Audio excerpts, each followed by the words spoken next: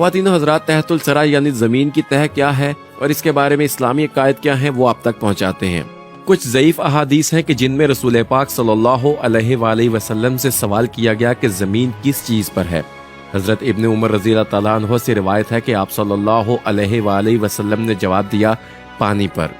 پھر آپ سے پوچھا گیا کہ کیا آپ کے علم میں ہے کہ پانی کس پر ہے، تو آپ صلی اللہ علیہ وآلہ وسلم نے فرمایا سبز چٹان پر۔ پھر عرض کیا گیا کہ آپ کو یہ بھی معلوم ہے کہ یہ چٹان کس پر ہے، تو آپ صلی اللہ علیہ وآلہ وسلم نے فرمایا مچھلی کی پشت پر جس کے دونوں کنارے عرش سے ملے ہوئے ہیں۔ عرض کیا گیا آپ کے علم میں ہے کہ مچھلی کس پر ہے، تو آپ صلی اللہ علیہ وآلہ وسلم نے ارشاد فرمایا ایک فرشتے کے کندھے پر جس کے قدم ہوا میں ہیں۔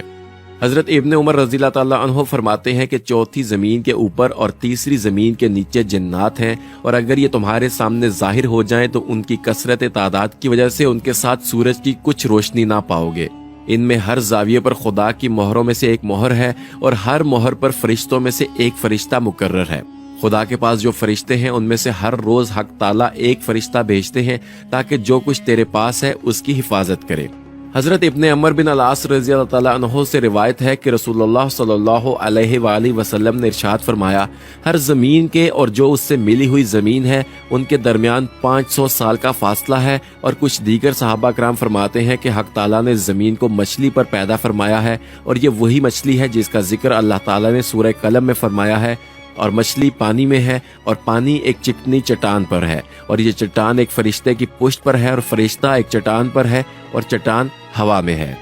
خواتین و حضرات، قرآن مجید فرقان حمید میں اللہ تعالیٰ نے زمین کے بارے میں اشارہ دیتے ہوئے سورہ طلاق میں بس بات کی ہے جس آیت کا مفہوم ہے اللہ ایسا ہے جس نے 7 آسمان پیدا کیے اور انہی کی طرح زمینیں بھی۔ اس آیت سے اتنی بات تو واضح طور پر ثابت ہے کہ جس طرح آسمان 7 ہیں ایسے ہی زمینیں بھی 7 ہیں۔ پھر یہ 7 زمینیں کہاں کہاں ہیں، کس وضع اور صورت میں ہیں، اوپر نیچے طبقات کی صورت میں تہ بتہ ہیں یا ہر ایک زمین کا مقام الگ ہے؟ اگر اوپر نیچے طبقات ہیں تو کیا جس طرح 7 آسمانوں میں ہر آسمان کے درمیان بڑا فاصلہ ہے، اسی طرح ایک زمین اور دوسری زمین کے درمیان بھی فاصلہ، ہوا اور فضا وغیرہ ہیں یا نہیں، یا یہ طبقات ایک دوسرے سے پیوستہ ہیں؟ قرآن مجید اس بارے میں خاموش ہے، اور جو روایات حدیث اس بارے میں آئی ہیں ان میں اکثر احادیث میں ائمہ حدیث کا اختلاف ہے۔ بعض ان کو صحیح و ثابت قرار دیتے ہیں اور بعض کو ائمہ کرام من گھڑت اور ضعیف کہتے ہیں۔